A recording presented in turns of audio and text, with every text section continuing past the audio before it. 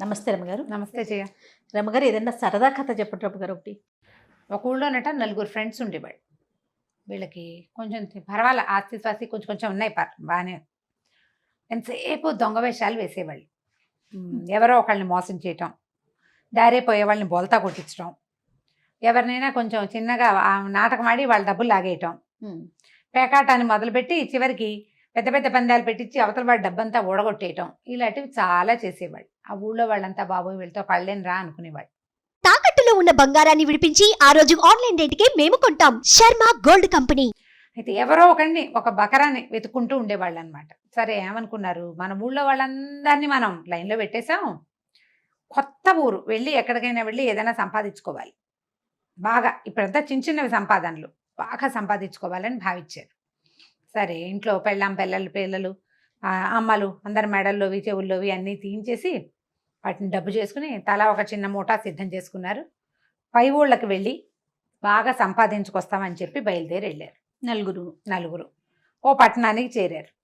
ఆ పట్టణంలో ఒక సత్రంలో వాకిట్లో కూర్చుంటే ఒక ఆయన, ఒక పెద్ద మనిషి చక్కగా బట్టలు దాబుగా వేసుకున్నాడు. ఆయన వస్తుంటే వాళ్ళు అట్లా ఆయన కేసు చూస్తున్నారు. రే బాగున్నాడు రోయ్, వీడిని బోల్తా కొట్టించాలి, ఎలాగైనా బోల్తా కొట్టించేసేయాలి అనుకున్నారు. అయితే ఆయన గతుక్కుమన్నాడు వీళ్ళని చూసి.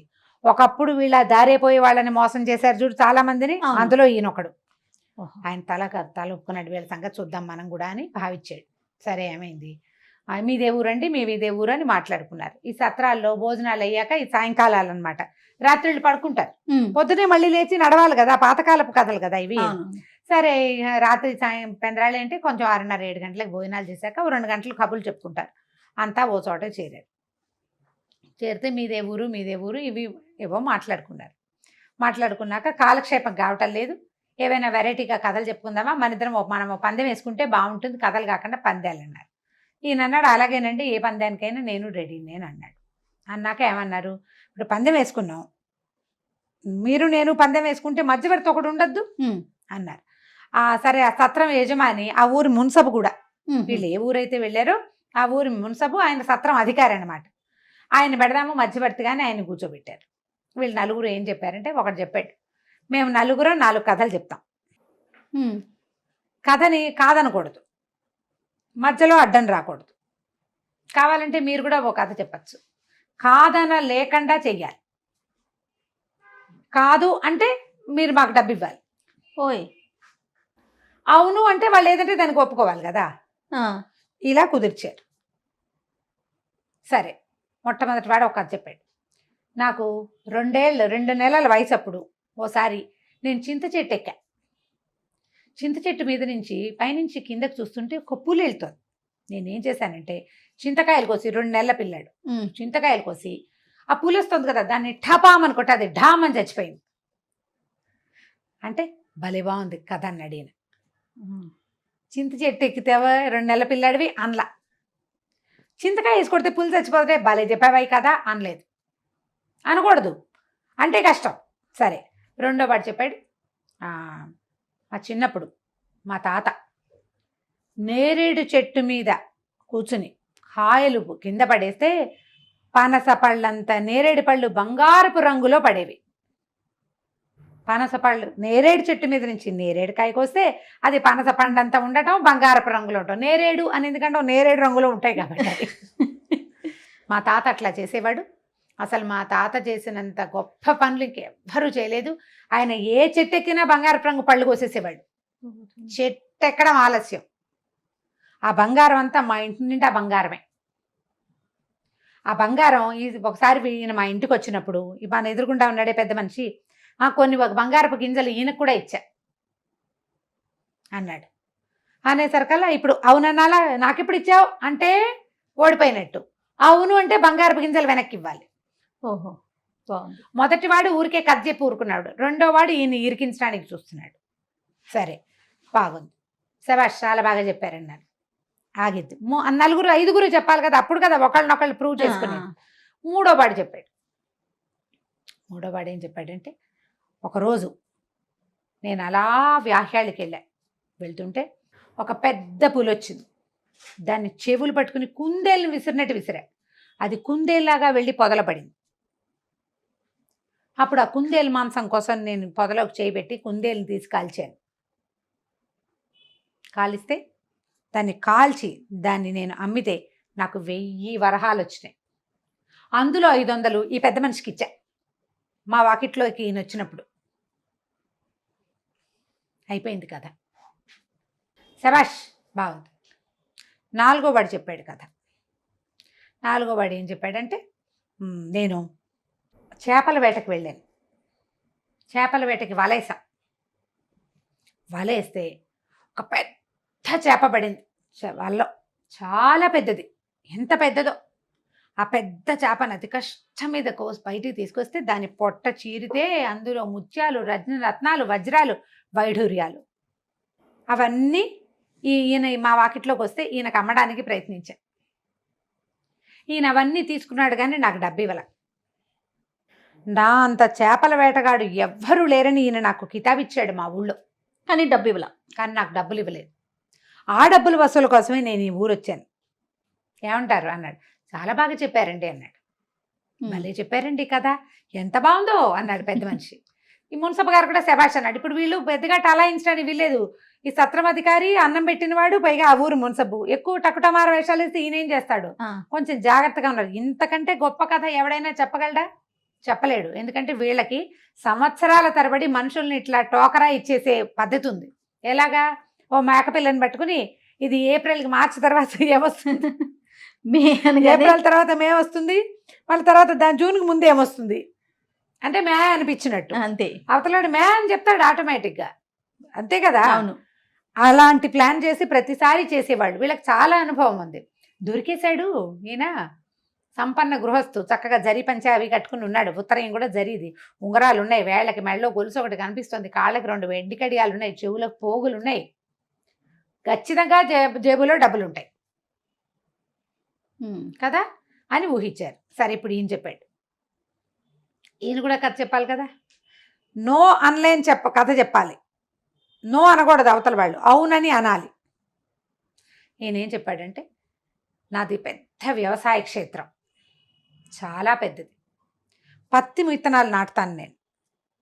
అయితే పత్తి చెట్లు వస్తూ ఉంటాయి కదా, ఒక పెద్ద పత్తి చెట్టు వచ్చింది. దానికి ఇంత పువ్వు పూసింది, చాలా పెద్దది. పూసేసరికల్లా అయితే ఆ మిగిలిన చెట్లన్నీ కాయలన్నీ కోసేసుకుని పెద్ద పువ్వు పూసి కిందది కదా కాయ అవుతుంది. ఆ పెద్ద కాయ ఎప్పటికీ కోయిలా మేము, ఏమవుతుందో చూద్దామని. ఒకనాడు చిట్ట చివరికి ఆ కాయ పగిలి అందులోంచి 4 మనుషులు బయటకొచ్చారు. ఇక్కడున్నారే 1 2 3 4 వీళ్ళు 4 వాళ్ళు. అప్పుడు నా పత్తి క్షేత్రంలో నేను పోసిన నీళ్లు తాగిన చెట్టు అది పెరిగి అందులోంచి వచ్చిన గింజలు ఎవరివి? నావే. గింజలు నావైతే గింజల బదులు మనుషులుగా పుడితే మనుషులు కూడా నావే కదా. వీళ్ళు నా బానిసలు. వీళ్ళేం చేశారు? వ్యవసాయ క్షేత్రంలో పనిచేస్తూనే మా ఇంట్లోంచి డబ్బు దశకం అన్నీ ఎత్తుకుని పారిపోయారు, బానిసత్వం మానేసి. వీళ్ళ జేబుల్లో ఆ డబ్బులున్నాయి. నేను వీళ్ళని వెతుక్కుంటూనే ఇక్కడికి వచ్చా. ఇంతవరకు నేను వస్తుంటే వీళ్ళు నేనేదో వీళ్ళ దగ్గర డబ్బులు తీసుకున్నానని ఊరందరికీ చెప్పుకుని తిరుగుతున్నారు. నిజానికి వీళ్ళ జేబులో డబ్బులున్నాయి, ఆ డబ్బులు నావి అన్నాడు. అనేసరికి మున్సబ్ అన్నాడు, శభాష్, చాలా బాగుంది, కరెక్ట్గా చెప్పారు అని. జేబుల్లో చూడండి రా అన్నారు. ఈ వచ్చిన సంపన్న గృహస్థుడి సామాన్లు వెతికితే ఇందులో వజ్రాలు లేవు, బంగారం లేదు, ఏమీ లేవు. కానీ వీళ్ళ 4 జేబుల్లో డబ్బులున్నాయి. ఇప్పుడు ఎవరు దొరికారు? కోతల రాయలు 4 దొరికేశారు. మున్సబ్ అన్నాడు, న్యాయం అదే కదా. ఇప్పుడు కాదనకూడదు కథ, అవునని ఒప్పుకోవాలి. అవునని ఒప్పుకోవడానికి సాక్ష్యం కూడా పెద్ద మనిషి చూపించాడు కదా. అంతే. సాక్ష్యం ప్రకారం ఏం చేయాలి? మీరు 4 ఆయనతో వెళ్తారా, జేబుల్లో డబ్బులు తీసిస్తారా? వస్తే 4 తీసుకెళ్లి వ్యవసాయ క్షేత్రంలో పని చేయించుకుంటా, లేదా నా డబ్బులు నాకు ఇప్పించాలి. ఏం చేయలేకపోయారు, డబ్బులు తీసి ఇచ్చేశారు. ఇచ్చాక ఆయన ఏమన్నాడంటే, వీళ్ళు ఇలాంటి పనులే చేస్తారు కాబట్టి ఈ ఊళ్ళోంచి బయటికి కదలనివ్వకూడదు, ఎవరినైనా మోసం చేస్తారు కాబట్టి ఈ 4 ఈ ఊళ్ళోనే ఏదైనా పని చేయించేలాగా చేయండి. మున్సబ్ అంటే ఇప్పుడు గ్రామం తాలూకు పనులన్నీ చేయించుకుంటారు కదా, గవర్నమెంట్ పనులు. వీళ్ళు 4 ఏదో చిన్నదో రుణమో పణమో ముట్ట తెప్పి గ్రామాధికారి కింద పనిచేసే పనిలో పెట్టండి, ఇతరులతోటి మాట్లాడే అవకాశం ఇవ్వద్దు, వీళ్ళు మిగిలిన వాళ్ళు కూడా చెడగొడతాడని చెప్పాడు ఆయన. చాలా కరెక్ట్గా కుదిరింది కదా. దాంతో ఆ గ్రామాధికారి ఏమన్నాడు, అయ్యా మీరు రేపు పొద్దున వెళ్ళిపోండి, వీళ్ళని మా ఊళ్ళోనే కట్టేస్తాం, వీళ్ళు ఇక్కడ పని చేయాల్సిందే, సంవత్సరం పాటు పని చేస్తే కానీ వీళ్ళని వెళ్ళనివ్వద్దని చెప్పి వెళ్ళిపోయాడు ఆయన. ఏడాది పాటు ఒళ్ళొంచి ఇక్కడ పనిచేశాక వాళ్ళు ఈ కోతల రాయిళ్ళుగా ఉండకూడదని కష్టార్జితం మనం కష్టపడి 10 రూపాయలు సంపాదిస్తే ఈ 10 ఎవడైనా కొట్టేస్తే ఎంత నొప్పి ఎంత కష్టంగా ఉంటుందో వాళ్ళకి తెలిసింది. ఎంతమందివో కష్టార్జితాలు కొట్టేశారు సరదాగా నవ్వుతూ. కాదయ్య మనకు చూడు ఎప్పుడును మన నొప్పి చాలా పెద్దది. అవునండి. ఎదుటివాడి కష్టం చాలా సింపుల్, పక్కవాడి 100 రూపాయలు చాలా సింపుల్ గా కొట్టేస్తాం, మనది 10 రూపాయలు పోతే కానీ ఆ నొప్పి ఏమిటో తెలియదు మనకి. మన దాకా వస్తే కదా తెలిసేది. ఎవరో డాక్టర్ గారు చెప్పారు, ఇన్ని కంతులు కోసాను నాకు అంతంత నొప్పి ఇంకోటి అది లేదని. అందరి కంతులు కోసేటప్పుడు వాడమ్మో కుయ్యముర్రం అంటాడు అని కాయల్ని కట్ చేస్తుంటే. నీ సొంత కంతి కోసినప్పుడు కదా నీకు నొప్పి తెలిసేది. అవును కదా. ఎవరినైనా మోసం చేసే సైబర్ క్రైమ్స్ అవి ఎన్ని జరుగుతున్నాయి. వాళ్ళు ఎవ్వరు కష్టపడి సంపాదించే వాళ్ళు కాదు, వెధవలు, పారాసైట్స్, పురుగులు, అంతే కదా. చెట్ల మీద వాటి మీద పడి బతుకుతూ ఉంటాయి. నక్కలు, తోడేళ్ళు, హైనాలు అవి కూడా అంతే పారాసైట్స్. ఏనుగులు వాటిని సింహాలు చంపేస్తే ఆ మిగిలిన ఆహారాన్ని తినేవి ఆ జాతి పారాసైట్స్. పరాన్న భొక్కులు, పక్కవాడు సంపాదించుకుని దాన్ని తినడం అంతే. వీళ్ళకి తన సొంతంగా కష్టపడి సంపాదిస్తే ఆ డబ్బు పోతే కదా నీకు నొప్పి తెలిసేది. సొంతంగా కష్టాలు ఇష్టాలు ఏముండవు. ఇలాగే పోచుకోలు రాయిళ్ళంతా కోతల రాయిళ్ళు లాగా ఉండి పెద్ద చక్కగా జరిగింది కదా శాస్తి. వీళ్ళకి ప్రతివాడికి శాస్తి జరుగుతుందా? జరగకపోతుంది. ఎప్పుడో జరిగితే జరుగుతుంది. ఆ జరిగేది ఏమిటి? నువ్వు జైలు శిక్ష మరణమో సంభవిస్తుంది అంతే. నీలాంటి వాడే నిన్ను మోసం చేస్తాడు. తాడిని దన్నేవాడు అంటే వాడు తలని ఇంకోటి దంతాడు అంతే. అంతేగా నువ్వు నన్ను మోసం చేస్తే ఏమిటి? అదేగా చెప్తారు కదా, జయ పొట్టివాడిని పొడుగువాడు కొడితే పొడుగువాడిని పోచమ్మ కొడుతుంది అంటారు. ఇది ఇక్కడ మన తెలంగాణ సామెత. మన వైపు ఆంధ్రలో ఏం చెప్తారంటే, ఊరివారి బిడ్డని రాచవారి బిడ్డ కొడితే, నగరివారి బిడ్డ కొడితే నగరివాడిని నారాయణుడు కొడతాడు. భగవంతుడు వేస్తాడు శిక్ష. ఊరి బిడ్డని నగరి బిడ్డ కొడతాడు అంటే రాజుగారి అబ్బాయి, వాడిని నారాయణుడు చూసుకుంటాడు. భగవంతుడే చేస్తాడు దానికి.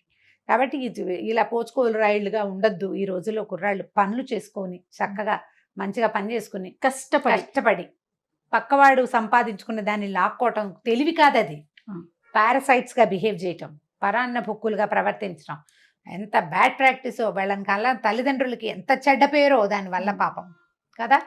ఎవరు మన పిల్లలు చెడ్డవాళ్ళు అవ్వాలని కోరుకుంటామా? ఏ తల్లిదండ్రి కోరుకోరు. మంచి పిల్లలు అవ్వాలనుకుంటాం. ఇలా దుర్మార్గులుగా ప్రవర్తిస్తే ఎట్లా మరి?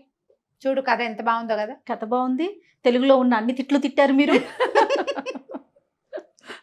నిజం రామ్ గారు కదా.